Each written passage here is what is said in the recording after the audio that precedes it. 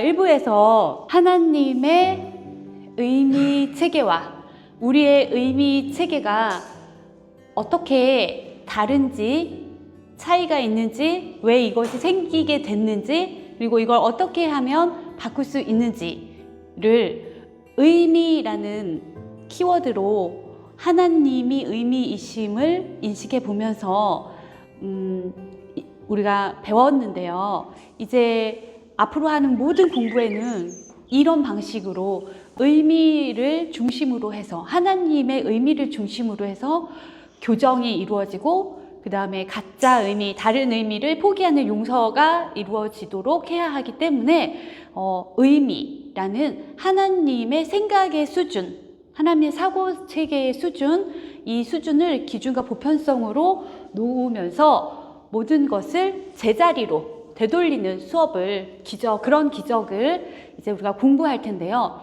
그 시작점은, 그 출발점은 성령이 우리 안에서 일으키는 기적심 때문이에요. 하나님의 아들이 다른 의미의 죄를 가지는 것이 불가능하다는 것을 알려주시고, 우리를 고통스럽고 두렵게 하며 비참하게 하는 그것이 우리에게는 물론이고 하나님에게도 이것이 마땅하지 않기 때문에 우리에게 당연히 마땅하지 않은 것이라고 말씀해 주시는 그 하나님의 정의로움에서 이 성령이 기적심을 불러일으켜 주는 거란 말이에요. 그래서 이제 이 시작은 정의예요. 정의. 이 정의는 정의롭다, 정의사회 구현할 때 그 정의예요. 이 정의를 인식하려면 하나님의 정의하심을 인식해야 돼요. 하나님이 의미이시고 하나님이 그 의미로 정의 내리는 것이 하나님의 법이거든요. 하나님의 의미가 곧 하나님의 속성이기 때문에 하나님의 의미로 하나님이 정의 내려놓은 것들이 천국의 법이에요. 이게 무슨 얘기냐면 하나님이 이 사고체계이시고 내용이고 메시지고 말씀이시고 공동의 언어이기 때문에 이것 말고 다른 것은 있을 수가 없기 때문에 하나님의 의미가, 하나님의 정의 내리심이 곧 법칙이란 말이에요. 공유와 소통의 법칙은 하나님이 정의 내려놓으신 정의, 의미들만 공유하고 소통하는 게 법이에요. 하나님이 말씀이시고 언어시라면 그 내용과 의미가 법이란 말이에요. 공유와 소통의 법이란 말이에요. 그래서 이것 외에 다른 것은 없기 때문에 이것 말고 다른 것이라는 것은 전적으로 다 교정되고 포기되어서 용서되어야 한다 라고 하나님이 결정하신 그것이 정의예요. 정의사회 구현할 때 정의롭다 할 때 정의로움. 그래서 하나님에게 없는 것은 아들에게도 있어서는 안 돼요. 하나님에게 다른 의미의 죄가 없다면 아들에게도 다른 의미의 죄는 없어야 해요. 그런데 우린 죄를 사랑하잖아요. 우린 죄와 정죄와 죄의식을 사랑하잖아요. 이것의 매력에 빠져 있잖아요. 그러나 하나님은 그런 것은 존재하지 않는 망상일 뿐이기 때문에 그것을 원하는 것은 실수이고 그 잘못은 실수이니 교정하고 모두 다 포기해서 용서함으로 하나님과 같은 너의 정체로 돌아오라고 우리에게 성령을 통해서 옳은 것이 무엇인지, 바른 것이 무엇인지, 창조된 그대로의 완벽한 것이 무엇인지, 선이 무엇인지, 진리가 무엇인지, 진실이 무엇인지 알려주는 것이 정의로움이에요. 이것에 우리가 동의를 해야 이것이 하나님의 이 진리가 참이어야 한다라는 용의를 내는 우리의 정의로움이 시작돼요. 우리가 지금 불의를 행했잖아요. 죄를 만들고 속임수를 행하고 자신을 속여서 다른 하나님과 다른 아들을 만들어냈잖아요. 그리고 하나님의 의미를 상실시켜 희생시키고 연합과 하나임을 파괴해서 자신 안에서는 인식되지 않게 했잖아요. 이렇게 공격하고 살인했잖아요. 이런 것들이 하나님이 하신 것이 아니고 하나님의 뜻이 아니라면 하나님 아들도 해서는 안 되고 하나님 아들의 뜻도 되어서는 안 되는 거죠. 진리가 참이어야 한다는 용의를 내는 게 용서의 시작이기 때문에 하나님의 생각을, 의미를 받아들이고 배워서 공유해주고 소통해 주어서 우리의 가짜 의미의 속임수들을 다 교정하고 포기하고 용서해야 한다는 것의 시작점이 될 수 있기 때문에 출발점은 정의로움이에요. 정의로움. 이것은 하나님이 정의 내려놓으신 하나님의 의미들이 참이라는 것, 이것이 참이어야 한다는 용의가 또한 우리가 낼 수 있는 정의로움이에요. 그러니까 성령은 무엇이 참인지를 알려줄 것이고 하나님 아들답게 정의롭게 이제 하나님과 다른 것들은 교정하고 포기해서 용서하고 하나님의 것만 공유해주고 소통하는 그런 너의 제기능을 회복하라고 기적심을 우리 안에서 불러일으켜 줄 때 그것에 내가 답하는 것이 정의로움이에요. 그렇게 하겠습니다. 그것이 하나님 아들답습니다. 라고 하는 것이 정의로움이에요. 그래서 이 정의로움으로 이제 우리가 이 기적심을 불러일으켜준 성령에게 답을 하고 진리가 참여해야 한다는 용의로 목적을 성령이 알려준 대로 세우고 이 목적에 따라서 하나님과 하나임으로 돌아가기 위해서 다름을 교정하고 포기해서 용서할 것이고 그렇게 하기 위해서는 하나님의 의미들을 받아들여야 하는데 그것을 신실함이라고 해요. 신실함. 하나님의 교사의 특징 중에 신실함이 있고 정의가 있거든요. 정의로움이. 그 두 가지 외에 모든 것이 다 성령이 불러일으켜주는 기적심에 내가 공감하고 화답하는 마음이 가져야 할 자세인데 말이에요. 중요한 것은 하나님의 의미를 내가 다시 회복해야 되잖아요. 의미를 복원시켜야 되잖아요. 그것을 성령에게 배워서만 할 수 있는데 하나님이 부여해 놓으신 의미를 다시 바꾸는 것. 그러니까 원래대로 돌아가는 거죠. 원래 의미를 인식하는 것. 이것을 성실하게, 꾸준히, 총체적으로, 전체적으로 다 하나도 남김없이 완전하게 하나님의 것으로만 내가 공유받고 공유해주고 소통하겠다라고 하는 것이 신실함이에요. 신실함은 의미를 바꿔요. 계속 바꿔요. 그러니까 배워야 돼요. 속죄를 받아들이는 책임감 있는 마음 자세를 신실함이라고 하는 거예요. 그래서 속죄라는 것은 우리가 책임 있게 행해야 할 기적 일꾼의 유일한 책임이다라고 하는데 속죄가 바로 하나님의 말씀을, 하나님의 의미를 받아들이는 것이기 때문에 죄책감, 죄의식을 무효화해요. 가짜 의미만 의식하고 주고 강화하고 보존하는 죄의식을 무효화하는 것은 책임감 있게 정의를 구현하는 신실함이에요. 그것은 속죄, 곧 하나님의 말씀, 의미를 받아들여서 배우는 것인데 하나님의 말씀을 당신 아들에 대한 정의를, 의미를 배워서 다 하나님이 정의 내린 대로 의미 부여하신 대로 그대로 받아들이는 것이 신실함이란 말이에요. 이것이 기적 일꾼이 마땅히 해야 할 정의로운 책임감이에요. 이것을 공유해주고 소통하는 제 기능을 행하는 것이 공유와 소통을 단절한 죄의식을 무효화하는 방법이에요. 그런데 우리는 죄의식을 무효화하는 대신 죄의식을 강화하기 위해서 이런 소통을 할 수 있도록 속죄를 받아들이도록 가르쳐주는 그 속죄의 책임을 받아들이라고 하는 성령에게 우리는 오히려 죄의식을 느껴요. 그래서 성령으로부터 도망가고 피해요. 왜냐하면 성령의 가르침과 목적이 이 속죄를 받아들여서 공유해주고 소통하게 하는 제 기능을 하게 하는 것이라는 것을 우리가 배워보다 보면 알게 돼요. 그러니까 내가 원하는 건 죄와 정죄와 죄의식인데 성령은 죄의식을 무효화할 수 있는 이 정의로움과 신실함으로 하나님의 말씀과 아들에 대한 정의를, 하나님의 의미를 받아들이는 속죄를 책임감 있게 행하도록 우리에게 기적심을 불러일으키거든요. 그러면 우리는 성령이 무엇을 알려주는지 알게 될수록, 거기까지 가기 전까지는 공부를 열심히 하는 것 같아요.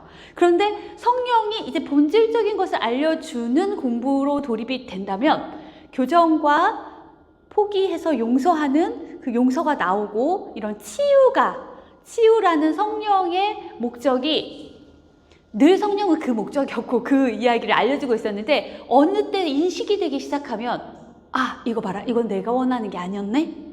라는 게 우리한테 탁 인식이 되면서 성령이 나한테 죄의식을 자꾸 가중시킨다고 생각해요. 내 기능을 하지 않으려고 해서, 공유를 안 하고 소통을 단절하는 데서 일어나는 게 죄의식인데 우린 이걸 원하거든요. 근데 성령이 공유하고 소통하는 내 기능을 회복할 수 있게 속죄를 받아들이도록 하면, 그때 나한테 내가 그 기능을 하지 않았다라는 것이 인식되고 감춰지지 않고 드러나게 되잖아요. 그때 느끼는 불편함이 성령이 나한테 죄의식을 주는 거라고. 진리가 나한테 죄의식을 주는 거고, 나를 공격하고 있고, 나를 불편하게 하고, 나를 자비롭지 않게, 관용적으로 대하지 않고, 나를 허용해주지 않고 인정해주지 않는다는 생각이 들어요. 물론 우리가 지금 하나님이라는 전체 연합과 하나님의 이 사랑의 존재함을 버리고 잊어서 내가 지금 경험하고 있는 게 왜소함이잖아요. 그런데 나는 이 왜소함을 기준과 보편적으로 일반적으로 가지고 살고 익숙해져 있다가 성령이라는 하나님의 연합이 와서 나에게 이 연합의 의미와 생각을, 사고체계를 공유하고 소통하라는 장엄하고 장대한 나의 존재성과 나의 기능을 알려줄 때 내가 그것을 하고 있지 못했음을 알게 돼요. 난 너무 익숙해서 내가 하고 있는 게 뭘 버리고 있고 어떻게 왜소해진 건지를 모르고 있다가 이제 이걸 알려주면 그걸 교정하고 포기해서 용서하여 치유되라고 알려주는데, 그걸 알려줄 때 나는 갑자기 죄의식이 든다고 생각하는데, 이 죄의식은 내가 원해서 내가 지금 나한테 주고 있었던 거예요. 내가 나를 공격하고 희생시키고 살해해서 나한테 지금 공격과 희생과 살해의 죄의식을 내가 좋아해서, 내가 원해서 나의 자아를 희생시키고 연합을 파괴해서 내가 그걸 원해서 죄와 정죄와 죄의식을, 이 매력에 빠져서 내가 살고 있다가, 우린 모름이니까, 지금 현재는 모름이니까 모르고 있다가 알미 와서 지금 알의 사고체계는 무엇인지, 그리고 모름의 사고체계는 무엇인지 비교 대조해서 설명해 주고, 너의 책임과 너의 신실함과 너의 정의로움이 어디에 있는지, 그것을 행하는 방법을 알려주기 시작하면 내가 지금까지 그러지 않았다라는 걸 알게 되면서 죄의식을 달고 살고 있었는데, 여기서 죄의식이 갑자기 느껴지는 줄 알아요. 갑자기 이걸 알려주는 하나님이, 성령이, 메신저가 너무너무 싫어져요. 두려워요. 갑자기 두려운 건 아니에요. 지금까지 항상 두려워하고 있던 것이, 은밀하게 숨겨놨던 것이 올라오는 거예요. 우리의 모든 두려움의 원인은 하나님을 버리고 있고 다른 의미를 지어내서 나를 속이기 시작했을 때부터 이미 하나님을 두려운 존재로, 그리스도라는 연합을 내가 싫어하는 것으로 단정 지어놓고 그것을 내 마음이 사실화해서 인식하고 있는 데서 올라오는 두려움이었던 거예요. 그러니까 우리의 두려움의 원인이 없다는 이유는 하나님을 두려워하고 있고 그리스도와 연합되어 있는 것을 두려워하고 있는 것이기 때문에, 이런 원인은 없어야 하는 원인이고 마땅하지 않은 원인이라고 말해주는 거예요. 이것 자체가 지금 속임수잖아요. 속임수의 해석과 판단에 의해서 내가 지금 하나님과 그리스도를 적으로 여기고 두려워하고 있으니까, 이 두려움이 속임수의 해석과 판단에서 이루어진 거잖아요. 그렇다면 두려움이란 감정 자체도 실제가 아니겠죠? 거짓이겠죠? 공유와 소통을 단절하고 내가 만들어낸 감정이 두려움이거든요. 그래서 우리가 두려움의 저자거든요. 이 원인은 내가 나에게 이것을 행하고 있기 때문이에요. 나를 속이고 있기 때문이에요. 하나님을 두려운 존재라고, 진짜 의미이신 하나님을 두려운 존재로 가짜 의미가 실제라고 고집하면서 가짜 의미를 공격하고 해치는 적의 무리가 그리스도의 연합이고 성령의 연합이라고, 사랑의 연합이라고, 우리가 우리 자신을 속여서 모든 의미와 정의를 바꿔놓고, 그리고 우리는 하나님을 두려움, 적, 공포 그 자체로 만들어 놓았어요. 그리고 그것에 맞서 싸우는 정의로운 용사는 우리의 의미를 보존하고 지키는 이곳에서의 우리의 죄의식이에요.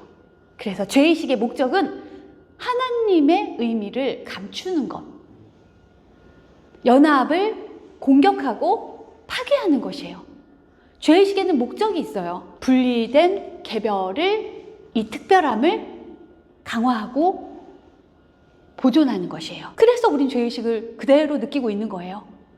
그런데 이 죄의식을 보편적인 정의로움이라고, 일반적인 것이고 마땅한 것이라고, 하나님을 공격하고 해치고 살해하는 것은, 하나님 아들을 공격하고 해치고 살해하는 것은, 연합을 공격하고 해치고 살해하는 것은 우리의 존재 상태, 이 거짓 의미의 다른 하나님 그리고 다른 아들로 존재하는 데 있어서 필수적이기 때문에 죄의식은 우리의 존재 법칙이에요. 하나님의 의미가 아닌 다른 의미를 의식하고 주고 강화하고 보존하는 죄의식은 이 사고체계의 존재 법칙, 그러니까 이 사고체계를 실제하게 하고 이 사고체계를 유지하고 보존하는 우리들의 법이에요. 에고 보존의 법칙, 에고 구원 법, 에고 보존법.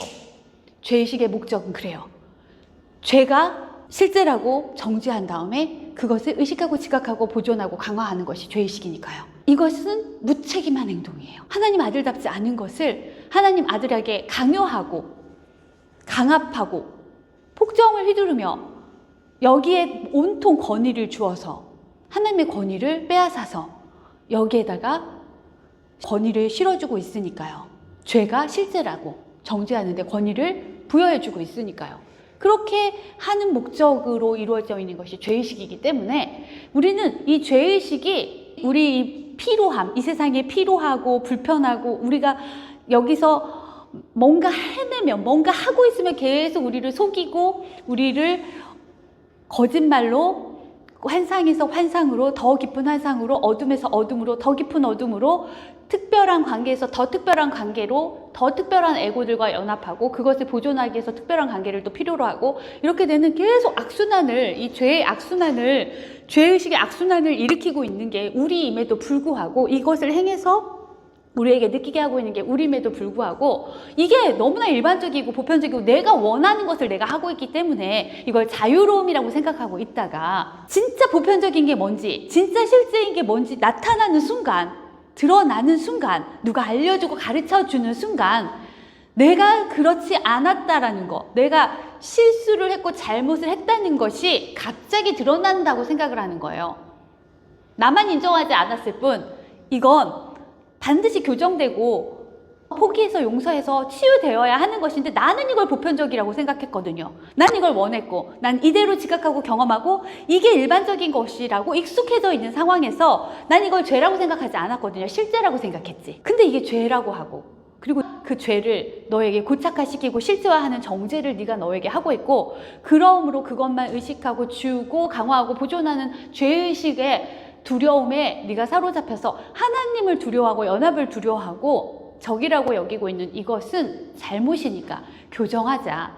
하나님이 너의 생명이고 모든 것이며, 하나님은 당신 자신을 한계없이 주셔서 네가 하나님의 의미로 지금 실제하고 있고 존재하고 있고, 너의 마음의 기능은 하나님의 의미만을 공동의 언어로 공유하고 소통하는 영적 교통의 사랑이라는 이 진실이 너니까 너의 기능을 하여 너 자신으로서 존재하여 평화롭고 행복하고 기쁘고 자유롭고 충만하자, 하나님으로 연합되어서 라고 알려주는 이 진리가 총체적으로 받아들여질 리가 없어요.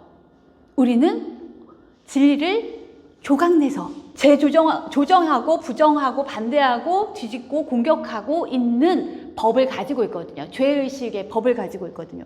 죄의식을 유지하는 법을 가지고 있거든요. 그러니까 성령이 무엇을 알려주면은요, 우리의 의미로 조정해가지고 의식을 하고 주고 강화하고 보존하는 죄의식으로 다시 바꿔요. 성령은 그것을 책임감 있게 정의롭게 신실하게 하나님의 의미를 인식하는 데 쓰라고 성령이 뭘 알려준단 말이에요. 우리가 천국에서도 하나님 안에 있으면서도 하나님을 전체를 다 이렇게 총체적으로 조정하고 부정하고 반대하고 공격해서 이 하나님께 등 돌린 이 상태가, 무지와 어둠의 상태가 지금 우리에게 지각되고 경험되고 있는 거잖아요. 이 안으로 성령을 보내주었을 때 우리는 이미 보편적이고 일반적인 게 이것이기 때문에 우리의 것으로 해석을 해서 바꿔요. 기적 수업이 그래서 어려운 거예요. 읽혀지지가 않는 거예요. 근데 기적 수업은 하나님의 관점으로 보는 책이라고 하나님은 저에게 알려주셨어요. 성경도 그렇게만 읽어야 보이는 책이라고. 그러니까 형식은 기적 수업이든 성경이든 뭐 진리의 어떤 문장이든 단어든 그 형식은요, 이 세상에 있는 것을 사용할 수밖에 없어요. 그런데 그 안에는요, 두 가지의 의미가 있고 그 의미로 해석해서 판단하고 결정해주는 두 교사가 있어요. 일단은 우리의 교사는 사실은 우리 자신이죠. 그런데 우리를 대변하게 해놓은 에고가 있죠. 우리의 의미체계, 사고체계가 이걸 만든 우리를 대변해주죠. 저자인 우리를, 이것의 수호자인 우리를 대변해서, 그러니까 우리의 분리되겠다는 개별의 특별함을 대변해서 이 관점에서 유리하게 해석하고 판단해요. 에고는 그런 해석과 판단을 먼저 떠올려줘요. 왜냐면 여기는 에고의 지각의 영역이니까요. 그리고 성령은 그것을 뒤집어줘요. 고등법원에서 판결을 뒤집어 엎듯이 주죠. 하나님이 정의 내려놓으신 것과 하나님이 의미하신 것, 의도하시고 목적하신 대로 성령은 그것을 교정해줘요. 교체해줘요. 그런데 이게 누가 이걸 원하냐고요. 의미를 이렇게 다 바꿔주는 성령의 역할을, 이 책임감 있고 신실하고 정의로운 성령의 역할을 내가 책임감 있고 정의롭고 신실하게 꾸준히 할 만한 가치가 있다라고 여겨서 동의하고 시작하고 있냐는 거죠. 출발해서 돌아가지 않는, 다시 가짜 의미로 돌아가지 않는, 연합으로 돌아가는, 진리로 돌아가는 이 여정을 시작한 자는 결코 일관성이라는 하나님의 속성에서 벗어나지 않아요. 성령이 일관성이거든요. 성령의 음성을 듣고 있는 사람은요, 성령의 열매가 나와요. 일관성, 정의로움, 신실함, 신뢰함, 끊임없이 주기, 공유와 소통하기, 연합하기, 나오지 않을 수가 없어요. 성령이 바로 그것인데요. 성령의 가르침의 내용이 그것인데요. 그 의미하고 의도하고 목적하고 뜻하는 바가 그것인데요. 그게 나오지 않는다면 그의 교사는 성령이 아닐 거예요. 그러면 성령이 말하는 기쁨과 평화와 자유와 행복과 충만이 아닌 다른 자유로움, 다른 충만, 다른 기쁨, 다른 평화를 다른 교사에게 배우고 있고, 그것만이 평화고 자유고 기쁨이고 충만이고 사랑이라고 하는 사랑의 환상에 빠져 있을 거예요. 그것은 주로 몸을 위주로 한, 몸을 우상으로 섬기면서 몸이 어떻게 하고 싶은지에 따라, 몸은 수단인데 말이에요. 몸이 목적이 되어서 몸이 어떻게 하고 싶은지에 따라, 몸은 분리를 목적으로 하는 목적을 이미 부여받아서 그 목적대로 칭얼거릴 거거든요. 때를 쓸 거거든요. 그게 우리가 몸에게 이미 부여해 놓은 목적이에요. 몸이 그렇게 하려고 하는 게 아니에요. 우리가 이미 그런 목적으로 몸을 수단으로 사용하고 있기 때문에 분리의 목적에 사용되는 수단인 몸이 목적이 됐다는 거는요, 분리가 목적이 된다는 거죠. 공유와 소통의 단절이 목적이 된다는 거죠. 그래서 내 몸이 편한 것, 내 몸이 분리되고 소통을 단절한 것이 자유이고 평화이고 기쁨이고 행복이고 충만함이라고, 이게 사랑이라고. 그래서 모든 마음들에게 그것을 허용해줘요. 그래야 나도 인정받으니까. 그러한 나의 사랑이 인정받을 수 있으니까. 그게 이 몸을 수단으로 해서 하나님과 소통을 단절하고 있는, 몸을 잘못 사용하고 있는 마음들의 특징이에요. 그것의 교사는 성령일 수가 없어요. 성령은 마음이 몸을 수단으로, 도구로 사용해서 몸을 넘어설 수 있게, 몸을 너머로 확장할 수 있게 도와주거든요. 근데 몸 너머로 확장하는데 몸은 당연히 포함되죠. 몸에도 하나님의 목적과 의도와 의미하심을 주어서 공유와 소통의 목적을 주어요. 소통의 단절과 분리의 목적 말고 공유와 소통의 연합의 하나님의 목적을 줘서 몸은 거기 사용돼요. 몸이라고 말할 때는 우리 마음이 만든 공유와 소통을 단절하게 만든 모든 것들을 다 말해요. 시간이나 공간이나 다 같은 거죠.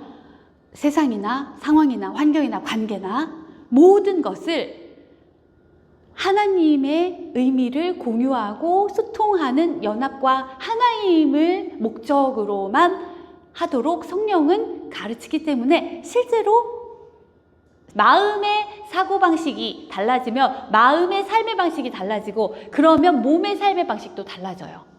사실 삶이라는 건 몸이 아니고 마음도 기능이기 때문에 사실은 영이 생명 그 자체이고 삶인데 영의 뜻대로 하는 마음에 그 뜻대로 몸은 충실한 하인이 되어서 그 도구로 잘 사용되고 있을 거예요. 그런데 주로 이 공유와 소통을 단절하는 마음들이 하는 그 핑계가 몸에 대한 것, 상황에 대한 것, 관계에 대한 것, 환경에 대한 것, 이런 형태, 형식에 대한 것이에요. 왜요? 의미와 내용은 없거든요, 에고는. 의미와 내용을 가지고는 말하지 못해요. 왜냐하면 의미와 내용 자체를 가지고 있지 않아요, 에고는. 에고라는 의미는 이 가짜 의미의 속임수는 진짜 의미가 아니잖아요. 그러니까 무의미잖아요. 무의미는 의미가 없다는 뜻이잖아요. 그러면 의미가 없다는 건 마음이 지금 빈 껍데기에 마음이 되었다는 거잖아요. 의미를 섬겨야 되는데 무를 섬기고 있는 마음, 빈 껍데기의 마음이잖아요. 알맹이가 없잖아요. 영이 없잖아요. 영이 아니면 무를 섬기고 있다면 지금 뭘 하고 있는 거예요? 무슨 생각을 하고 있고 무슨 사고를 하고 있다는 거예요? 아무것도 알지 못하는 것이 그의 사고고 아무것도 알지 못함이 그의 알미예요. 그러니 알므로 대항하죠. 이게 맞아, 이게 진리야, 이게 보편적이야 라고 할 때 그 알은 뭐냐면 형식과 형태예요. 형식과 형태. 의미와 내용이 아니라 형식과 형태. 이런 형식을 난 좋아해. 이런 형태를 난 좋아해. 나는 몸이 이렇게 하는 형식과 형태를 좋아해. 난 몸으로 이렇게 하고 이렇게 하는 형태를 좋아하고 형식을 좋아해. 그러므로 이것이 진리야. 이것이 평화야. 이게 자유야. 이게 기쁨이야. 이게 행복이야. 이게 충만이야. 이것이 나의 의미함이고 의도함이고 목적함이고 뜻이야. 뜻함이야. 내가 하나님이네요. 내가 아버지네요. 왜? 마음은 스스로 무엇을 하는 것이 아니라 하나님이라는 영이 지시하시고 의도하시고 목적하신 것을 실행하는 기능이에요. 그래서 마음은 자신이 스스로 무엇을 하는 것이 아니라 영의 지시를 따르는 영의 뜻을 행하는 기능이거든요.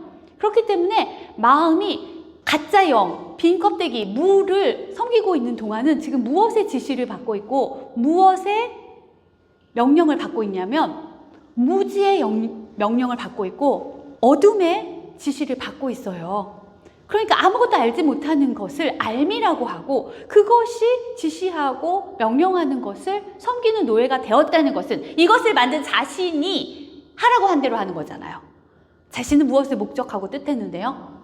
개별적으로 분리되는 특별함을 뜻했거든요. 그러니까 지금 우리는 온통 우리 마음과 몸은 어디에 사용되고 있냐면 개별적으로 분리되는 특별한 목적을 위해서 사용되고 있으니 개별적으로 내 몸이 분리돼서 있는 것이 자유고 평화로움이고 특별함이고 기쁨이고 충만함이고 행복이다 이렇게 말하겠죠. 그리고 그런 것들을 포용해주고 인정해주고 허용해주는 것이 사랑이다라고 말하겠죠.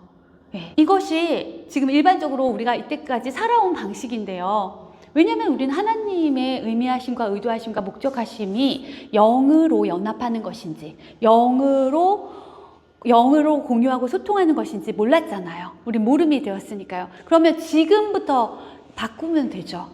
지금까지 했던 것은 잘못이고 실수였어요. 그리고 죄를 실제화하는 정죄였고 그리고 그것을 주고 강화하고 보존하고 인정하고 허용해 주는 죄 의식이었다면 이것의 매력이 아니라 사랑의 매력으로, 연합의 매력으로, 공유와 소통의 책임감 있고 정의롭고 성실한 하나님 아들다움으로 우리가 바꿔야 된단 말이에요. 그래서 그 출발점은 정의로움이에요. 나는 하나님의 아들다움이 정의로움이다 라고 생각한다.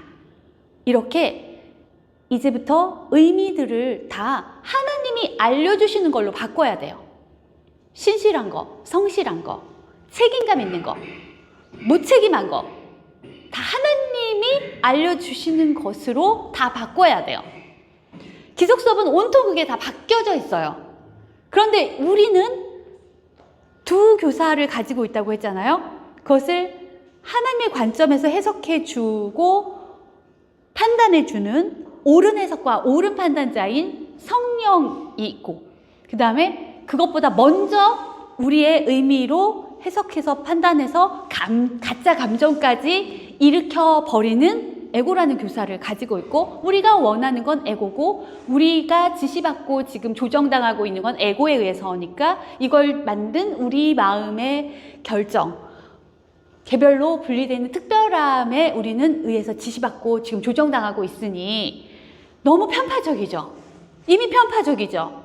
이미 이 그라운드는, 여기는 이미 에고를 만든 두려움의 저자의 홈그라운드잖아요. 사실 그의 마음은 하나님이라는 홈그라운드에 있음에도 불구하고 하나님께 등을 돌렸으니까, 하나님을 적으로 두려움으로 만들어 놨으니까 그런 그런 우리를 신뢰해도 될까요?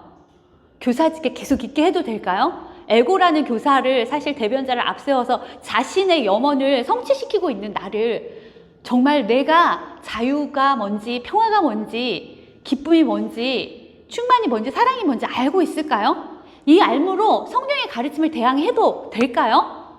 이 교사직에 계속 있어도 될까요? 안 되죠. 예. 해석자와 판단자로 나를 세워놔도 될까요? 안 되죠. 거기서 내려와야 돼요. 이제 나는 의존해야 돼요. 책임감 있게 성령을 의존해야 돼요. 신실하게 성령을 의존해야 해요. 정의롭게 성령을 의존해야 돼요. 하나님의 의미에, 그 하나님의 의미를 배우고 이해하고 진가를 알아보는 그 속죄에 책임감 있게 신실하게 정의롭게 내 역할을 다 해야 하는 게, 그것이 성령을 의존하는 거예요. 그러기 위해서는 공동의 결정을 내려야 하는데 이것조차도 내 마음 안에서 다 내려줘야 돼요. 그게 진짜 정의로움이에요. 나만이 아니라 여기 있는 모든 마음들이 같은 실수를 하고 같은 잘못을 해서 같이 교정되고 같이 용서하고 같이 치유되어야 하는 하나잖아요. 그렇죠? 분리되어 있지 않고 분열되어 있지 않아요. 이거는 우리가 그렇게 속아서 그렇게 지각하고 경험하고 감정을 갖고 있고 우리가 그렇다고 믿고 있는 것일 뿐이죠. 그러면 여기 있는 우리 모든 마음들이 다 정의롭게 책임감을 가지고 신실하게 하나님의 의미를 배우는 속죄를 통해서 모두에게 공유해주고 소통해주는 자신의 기능을 해내야죠. 그래서 연합을 파괴하고 공격하는 게 아니라 연합 안에 있는 내 역할을 비워두지 않고 내 역할을 함으로 연합이 완벽한 실제라는 것을 내가 증거하는 증인이 돼야죠. 난 하나님의 메신저가 돼야죠. 성령이 하나님의 메신저이듯이 성령이 나에게 행하는 그대로 나는 행해야 되니까 나는 하나님의 메신저가 돼야죠. 그렇다면 공유하고 소통해야겠네요. 몸을 거기 사용해야겠네요. 시간도 모든 것도 목적이 그거니까 그게 나의 책임감이고 정의로움이고 신실함이겠네요. 그것을 위해서 형제들에게 공유와 소통을 해줘야 되는데, 공유해 주는 것은 배움을 가르쳐 주는 것이니까 가르쳐 줘야겠네요. 가르쳐 주려면 소통을 해야겠네요. 그러면 연합이 되어 있어야겠네요. 몸은 놔두고요. 몸을 사용해야죠. 몸을 넘어설 거니까요. 우리 몸을 넘어서 확장할 건데 몸에도 당연히 확장이 돼야죠. 몸 하나도 내 마음대로 못하는 게 무슨 자유예요? 가짜 목적에다 설정해 놓고 몸을 거기다 쓰고 있는 그런 감금을 해놓고 몸은 그 목적 외에는 못 쓰게 만들어 놓은 게 무슨 자유예요? 몸이 내 도구고 하인인데 그것 하나를 하나님을 증거하고 하나님의 증인으로서, 하나님의 메신저로서 내 몸 하나를 사용하겠다고 하지 않으면 내가 만든 도구를, 시간을, 관계를, 환경을, 상황을 모든 것을 하나님의 말씀이, 하나님의 의미가 가르쳐지고 배워지고 공유되고 소통되는데 목적을 세워야죠. 그걸 내 마음이 그 목적을 가지면 모든 것이 다 그 목적에 사용돼요. 내 마음이 그 목적을 가지지 않으면 내가 만든 것들은 그 목적에 헌신되지 못해요. 문제는 내 마음이에요. 내 마음을 바꿔야 돼요. 그렇게 하지 않으면 죄책감이 느껴지는 게 진리 때문이 아니에요. 진리를 전해주는 메신저 때문이 아니에요. 내가 하지 않으려고 하는 것에서 이 죄책감을 사랑해서 죄책감을 정당화하기 위해서 이게 옳다라고 내가 주장하고 고집하고 있을 뿐이에요. 이제는 우리가 하나님 아들다움이 뭔지 정의롭게 인식하고 그 정의를 구현해 나가야 돼요.